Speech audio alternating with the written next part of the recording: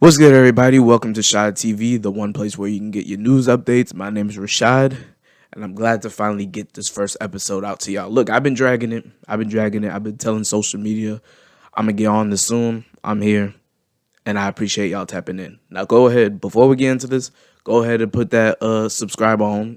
Get your subscribe on. Do what you got to do so we can get more content rolling. You know how this goes. It's a two-way thing. But look, I'm glad y'all are here. Let's get straight into the news of the week.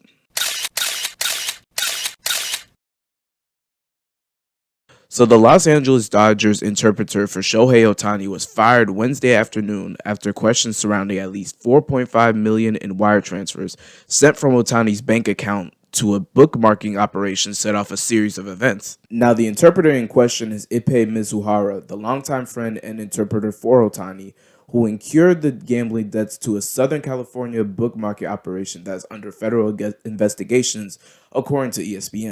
Mizuhara also told ESPN that Ohtani last year paid off his gambling debt, which multiple sources claim to be at least $4.5 million. But in another instance, Mizuhara also told ESPN that Ohtani had no knowledge of his gambling debts and that Ohtani had not transferred money to the bookmakers associate. Before I get into my theories, I would just like to say none of this stuff is real. While I'm a journalist, I am also an entertainer. To the Los Angeles Dodgers, to Shohei Ohtani, please don't try to sue me for this. I'm just a young man trying to make people laugh. That's really it. So please don't do all that. With that being said, a lot of people on the internet are thinking that Mizuhara is just being a W mans for Ohtani and taking the blame for Ohtani's gambling debt. For starters, there's a lot of back and forth within this story. Like, there's a lot he said, she said. Mizuhara at one point said, "Oh, Ohtani did help me pay off the gambling debt," but now they're saying, "Oh, Ohtani had no knowledge." And then Ohtani's representatives are saying that this is a case of theft through Ohtani, like somebody's going through his stuff and obviously taking his money. And now it's come to a point where MLB is investigating Ohtani and Mizuhara. It's just a lot of inconsistencies, and it seems like somebody is trying to look out for another person. You know what I'm saying? Because, see, here's my thing. Why does your interpreter have access to your bank account? Obviously, Ohtani has money in that bank account that somebody has to look over. We understand that. But that's where you get, a financial advisor or a banker or whatever. Somebody who isn't your interpreter / longtime friend. Because these guys are friends. It's not just baseball that this is related to. These guys are actually friends. Why are you letting your mans in your bank account? I love my guys. I wouldn't give them boys my bank account password if my life was on the line. I don't know what they're going to do with it, and I don't want to find out. And I know not a lot of people, especially younger people, watch baseball, but we got to understand what's at stake here with a situation like this. Ohtani is the face of baseball right now. He is the face. Everybody knows who he is around the world. He's universally loved at this point. He's playing for the Los Angeles Dodgers, one of the biggest markets in the country, okay, especially within baseball, of course, recognizable brand as well. This man is going to make MLB so much money for the next few years. It's not even funny. They are not going to let this man go out like this. So now it's really just a question of if this is just a fallback plan to protect Ohtani from his real life gambling addictions. Is it MLB? Is it Shohei? Because now the MLB is investigating, but then there's a whole bunch of back and forth. It's a lot of inconsistencies that we don't really know what the hell is going on for real. But then there was another report saying that Shohei don't be gambling because he don't pay attention to other sports. I'm not gonna lie, that shit is so cap. that is a terrible lie you could put. You're telling me this man has a whole basketball player wife. She plays in Japan, and he don't watch other sports. He is in Los Angeles, California. First off, California alone, he could probably watch the Warriors play. He could watch the Sacramento Kings, the Lakers, obviously, the Clippers, and then of course the Angels for baseball. I'm trying to think of other sports, but you know what I'm trying to say. LA Kings or Sacramento, LA Kings for hockey. You tell me he don't watch any other sports. Okay, okay, but that's what you think. That's what you think. That boy is gambling. That boy, he got some debt and he needed somebody to fall back on that. Allegedly though, because again, all this stuff is alleged. Nobody's been arrested as of the time this video was made. If there is, we'll update it. But regardless, I don't see this ending well for somebody. Pete Rose was banned from baseball for gambling. They are not gonna. They MLB does not want this to happen to Shohei Ohtani. That is the face. That is the moneymaker of the league. They don't want that to happen. I don't want that to happen. But there's a lot to this story. Again, this is still a developing story, and of course, here at SHADTV, we're gonna give you the updates when the time comes. But as of now, and these are all just theories, the things that I'm thinking. It's not looking good. It might get messy. It might get messy.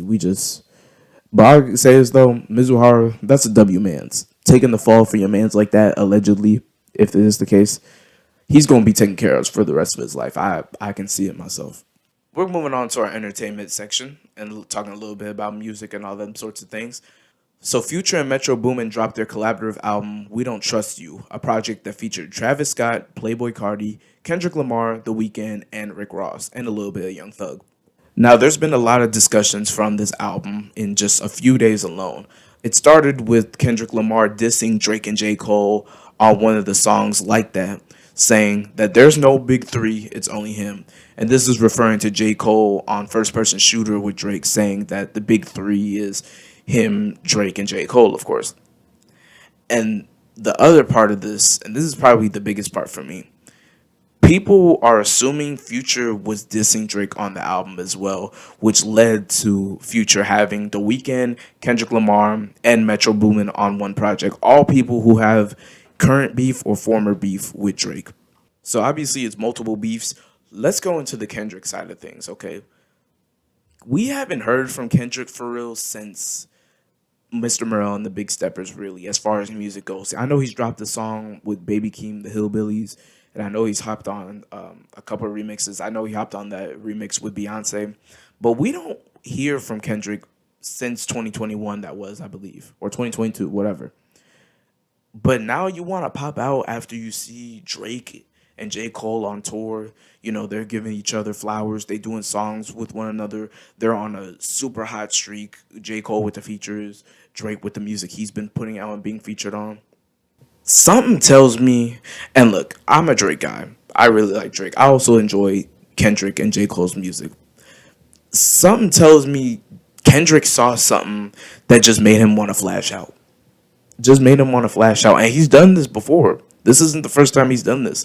But it's something about this time. It's very telling. Because everybody's been wondering, Kendrick, where you at?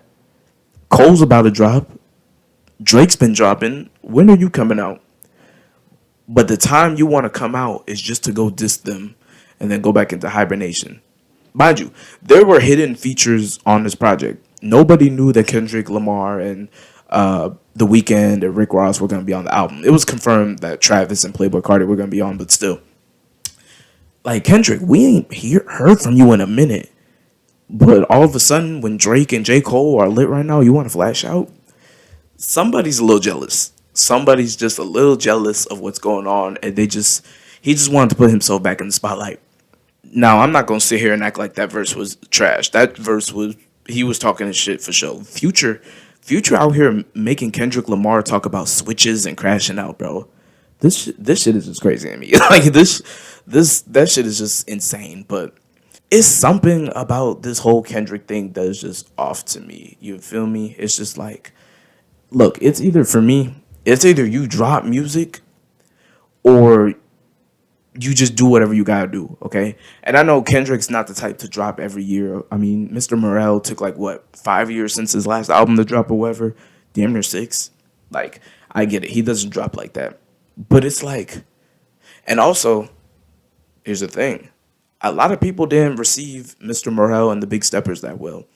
I'm not saying everybody hated it, but let's not act like everybody loved it compared to how people reacted towards her loss or the off season with J. Cole. You know what I'm saying? Or CLB. I mean, people didn't like CLB, but you know, things grow on as people go. And then of course for all the dogs, we know how shit goes. But yeah, Kendrick, you something. Somebody need to check in on Kendrick. I think he's a little like upset about something, and he just needs to let that out. But I think what we really need to talk about is these disses Future is allegedly making towards Drake. Okay, so let's start with the first song off the project, which is called "We Don't Trust You." Future says, "You a nigga number one fan, dog. Sneak this in, I don't understand, dog. Pillow talking, acting like a fed dog. I don't need another fake friend, dog. Can't be a can't be about a hoe cause we sharing, dog. In your feelings, nigga, why you playing, dog?" So obviously that could be made towards anybody, but here's a few things. There's some history towards why Drake and Future may be beefing, and this is all internet speculation and a little mix of mine. So let's start back with her loss with Drake and 21 Savage. So in case y'all don't remember, a lot of people were thinking that Drake was gonna drop a collab mixtape with Future, "What a Time to Be Alive 2," of course, a sequel to their first one back in from 2016, 2015, whatever. But ended up not happening, and he ended up dropping Her Loss with 21. Now, here's the thing. Drake don't do collab albums with anybody. Okay, "What a Time to Be Alive" is his only one. Future has a bunch of collab mixtapes. Obviously this one, the one with Uzi, Thug, Juice World, you name it. Future, he got some collab tapes under his belt and stuff, right? But Drake, this is only his second one. He hasn't done one with Nicki, not one with Wayne, not one with Ross, not even like a full OVO mixtape with like Party or Division or Roy Woods. None of that. Drake, he'll give you a verse, but doing a whole collab album is a whole different thing that he has yet to do for real. And so I feel like Future may have been a little bit in his feelings about Her Loss just because of the fact that, hey dog, what about What a Time to Be Alive too? Now, I'm a big fan of Her Loss. I'll defend that album to the day I die. But a lot of people were thinking that Drake and Future were going to drop another collab album. I mean, think about it. CLB, Certified Lover Boy, had two Future features. Drake returned the favor on "I Never Liked You" with two Drake features. One of them songs going number one and winning a Grammy with "Wait for You." And it's just like, it almost felt like them boys were going to drop at some point together. Like it was almost inevitable, but it ain't happened. And so I think there's a little bit of tension right there. But let's fast forward this a little bit, because after that, Metro Boomin dropped "Heroes and Villains," and "Trance," the song with Travis and Thug, came out. But there was a leak with Drake on it that Metro took out because he was like, the song was too crowded, which was a valid reason. But there was a little bit of tension after that as well, especially on social media. Metro Boomin was complaining a little bit about Her Loss and talking about how Her Loss is probably going to win all the Grammys and all the awards and all that good stuff. And he ended up deleting it, to which Drake then made that whole viral thing about, tweeters and deleters and things like that. Make me sick to my stomach, fam. That stuff. That's clear, the beef with Metro and Drake. And then, of course, with Drake talking about some, posting 21 Savage's album and then covering Metro Boomin's name on one of the songs. Drake, he liked to be petty. So there's that part. What I've realized with all this whole thing, bro, it's just all this stuff is just leading up to this point where now it's like the rap civil war. This, in my opinion, is like Team Cap and Team Iron Man, Team Drake and Team Future, or damn near Team Kanye or whatever, bro. Like, it's a lot to unpack here that we've seen in the past few days, and it's just bigger than the whole Kendrick Lamar diss, because now a lot of people have been kind of acting funny. Look, at the time of this video, so I've been recording this video on March 22nd at 9:57. From the time I've seen this, a few rappers have not really chose to post about Metro and Future's album. 21 Savage and Lil Durk are a few names that are brought up to mind. Guys who have collaborated with both those artists. Obviously, Metro working with 21 Savage heavy, Lil Durk working with Future heavy, but Durk also literally being on Drake's tour as we speak right now. So now it's the question is, are these dudes really about to go over here and pick sides? Cause I ain't gonna lie, that shit's dead. That shit is weird to me. It's like, bro, y'all are all pushing 30, talking about choose a side and stay there. Brother, spend time with your fam, dog. Like, it's not that serious. This is not like the NBA YoungBoy and Lil Durk beef where somebody died about this shit. Like, a lot of this stuff is just really petty stuff, right? But then look, there's a whole other layer to this that we're slowly realizing now. Everybody knows Drake is the king of petty, right? So boom, hear this out. On For All the Dogs, Drake had a song called What Would Pluto Do? Obviously in reference to Future. And a lot of people were like, well, why wouldn't you put a song about Future? Why would you put a song out about Future but not put him on it? There is a chance, allegedly, when you kind of look at these things, Drake might have been dissing Future, bro. Drake might have been dissing Future, dog. And if this is what it is, it's crazy. Because on the song, What Would Pluto Do? Drake on the hook is questioning himself, messing with a woman because she used to mess with, or she knows Drake's homeboy or whatever. That's the premises of the hook, right? And you know how the hook goes. The question is, what would Pluto do? He fucked, oh, so I did it. All that stuff, right?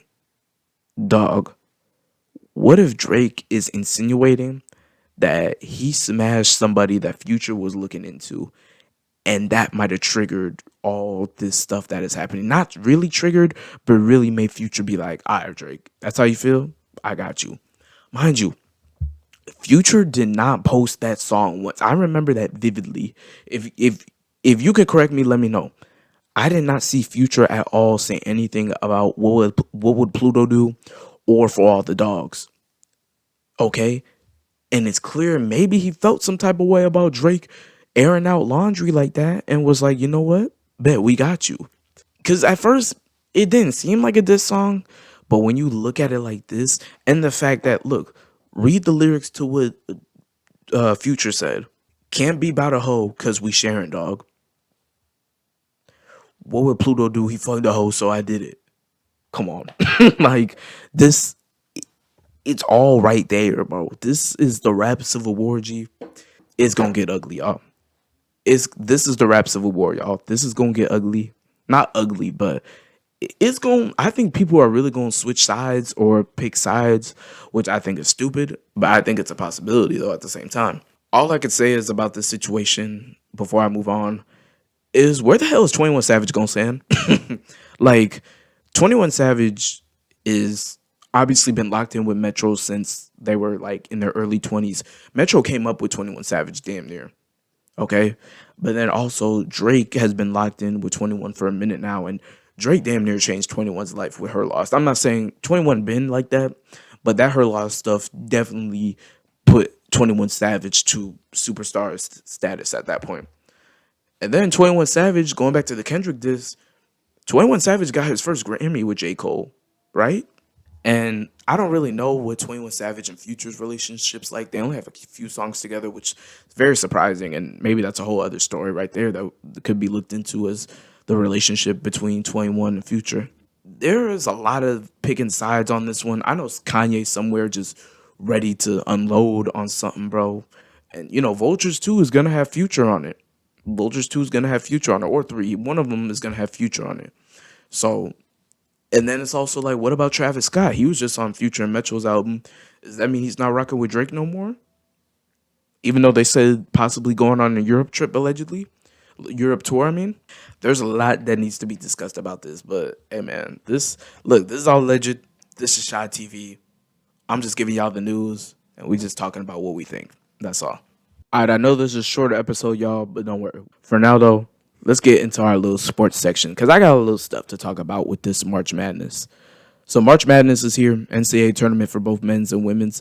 A lot of star power, specifically in the women's side, though. Y'all not ready for that discussion, but it's a lot of star power over there.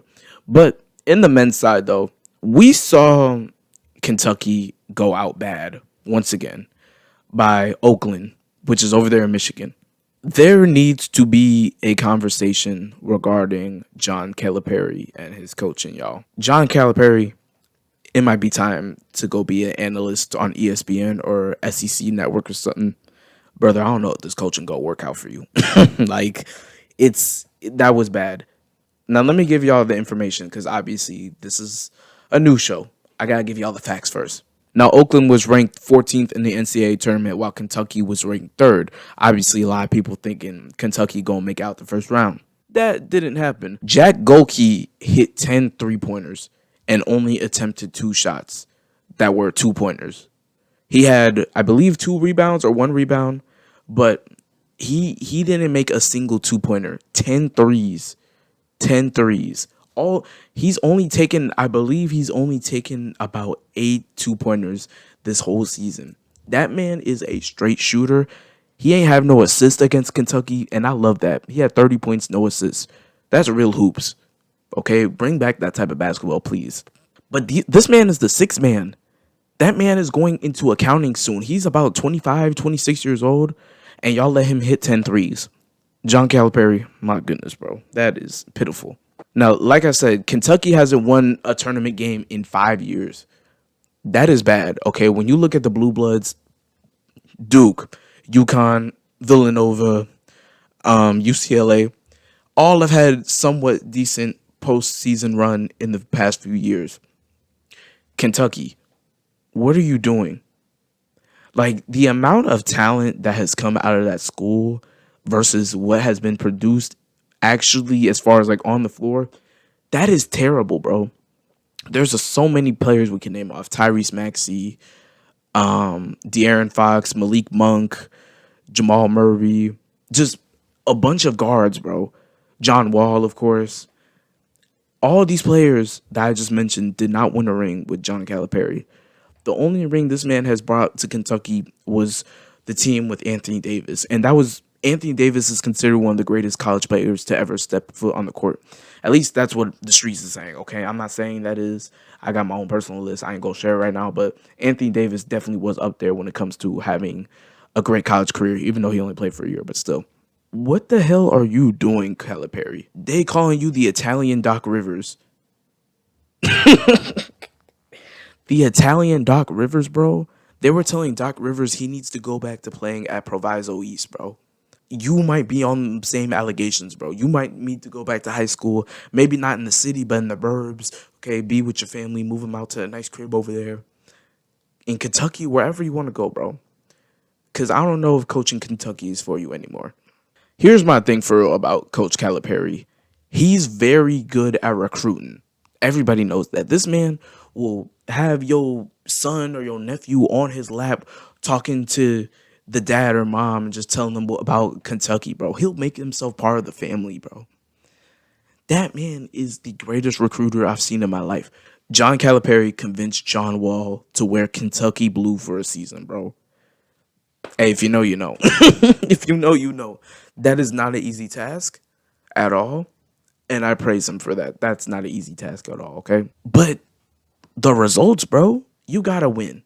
You gotta win. It's hard to win. I understand it. Mark Few from Gonzaga is a perfect example. He has yet to win. He's been close, but it's hard to win. Okay? But when you have this much talent coming in and out of your school, dog, at this point, are you really coaching or are you just recruiting? Because you can easily just be a recruiter in the back, bro. You don't have to be the head coach for real. But at the same time, bro, you can get the talent in there, but if you can't get them to produce winning basketball on the floor, bro, what are we doing then? And I understand that Rob Dillingham and Reed Shepherd had bad games, DJ Wagner too. But that leads me to another point, bro. A lot of these guys he's bringing to Kentucky are already knowing they're going to be one and done. Kentucky is a school that you just don't stay at for that long, bro. Okay? You just don't because it gets you NBA ready. But at the same time, that's the issue, okay? Especially with NIL, bro. These guys are staying a little bit longer, because they know they can get a little bit of that extra money and stuff, and then they can go to the league. Jay Wright said it perfectly. This isn't one of them leagues no more where there's a bunch of 18, 19-year-olds running around all on the court, all starting five being freshmen and sophomores like that. It's not like that. And I think also COVID had a big role in that too, because obviously a lot of these guys getting an extra year of eligibility and shit like that, that played a role in it. But NIL definitely is making that a reason as well. Calipari You gotta figure out a way to keep guys to stay longer. Because in my opinion, like I think Rob and Reed will still go to the draft, even though like if they could stay for another year, I would recommend that. Especially after the last game, there was Boo Boo, DJ Wagner. Please stay on campus, bro. Like, I'm so serious. Like Calipari, if you can just get a group of guys to stay for like 2, 3 years, bro, you're valid. You can win a chip, bro. Because that team on paper is nice, but they're freshmen, sophomores who are very inexperienced in the high clutch situations.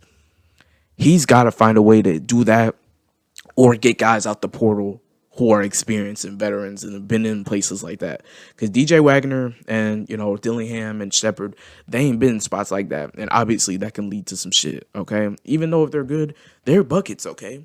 But sometimes when you're going against them grown men for real, no matter the conference, that shit can be tough, bro. Y'all gotta understand that there's good guards everywhere in college, bro. It don't matter. The bigs is a little different, but guards, like there's good guards, D3, D2, JUCO, whatever. There's good guards. That guy that gave him 10 threes, okay, he didn't start out in D1, but he worked his way up, and then look what that got him. A win in the NCAA tournament, and people are going to know him for a long time. Calipari, bro, you got to make a decision. Now, I know it's going to be hard to get rid of Calipari, so I don't think it's going to happen. If it does, welcome to ESPN, brother.